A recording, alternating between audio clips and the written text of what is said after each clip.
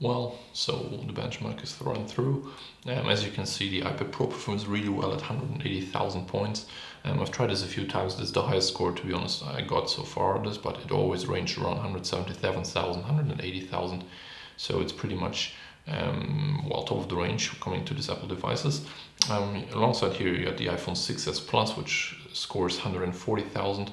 Well, I received some higher marks here, but also just plus 2 or 3K approximately. Well, the iPad Air scores 67,000.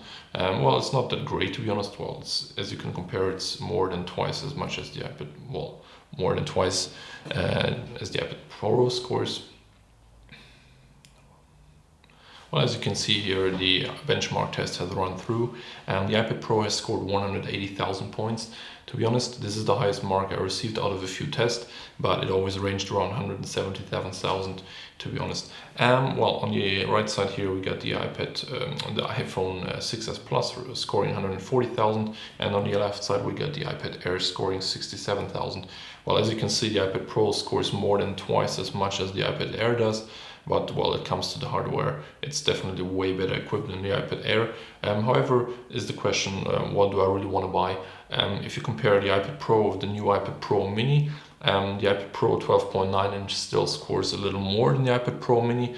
Well, this is thanks to the slightly higher clocked CPU inside. Otherwise, it's the same hardware, it has the same amount of RAM, and it has the same CPU built in. But as I said, it's a different clock. So the iPad Pro scores a little better. It's about 20,000 points less for the iPad Pro Mini.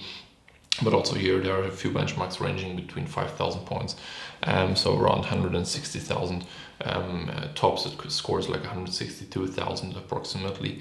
Well, the question is what you want to buy, or if you want to buy an Apple tablet, what you're gonna need. Well, I'm personally using the iPad Pro every day because I'm using it for my business. I'm using the Apple Pencil with it. Here it is actually.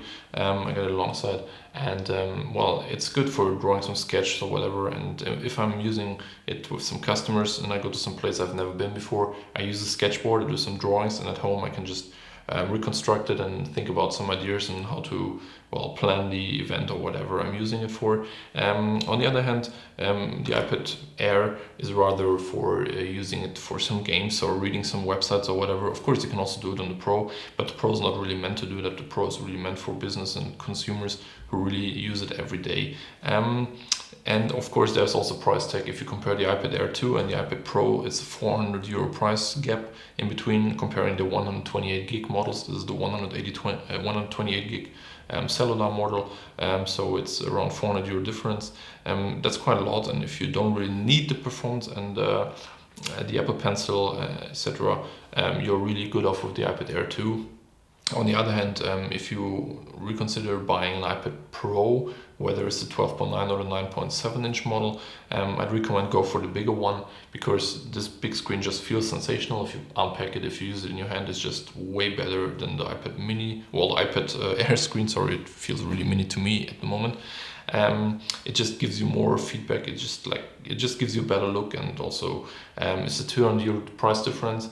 Of course, they have the same performance. You can use the Apple Pencil on both, but if you want to draw something on the screen which has 3 inch more, you will really feel it. I can put the iPad Air on top of the iPad Pro, so you can just have a look at the real screen size difference. Here it goes. It's etched to the screens. Well, here we go, and you can see the iPad Air is not even as big as the screen of the iPad Pro. So these 3 inches, they really make a lot of difference. And as I said before, it's a 200 euro price difference comparing the same storage models. So you should really consider going with the big one. Although, of course, it's a bit heavier, but to be honest, I have quite big hands and I can hold it in one hand for quite some long time. And if I'm out somewhere, I can just put it down and draw something on it, or just hold it like a folder and just draw something on it. It's not really heavy. Some people complain about the fact that it's too heavy compared to the iPad Air. Of course, it is heavier, but it's not really heavy. Comparing with some other tablet devices which I've used running Windows systems, for example. Of course, it's up to you at the end. It's quite a big price tag for a tablet. To be honest, it's 1,000 euro and more. iPad Pro and iPad Pro Mini. well, this ranges at 800 euro if you have the big model. However, well, at the end it's your choice, depending on what you want to use it for. If you have any questions or you want some recommendations, feel free to leave a comment. I will reply as fast as possible. Should be within a few minutes actually. But hope you will have fun with the devices. See you soon.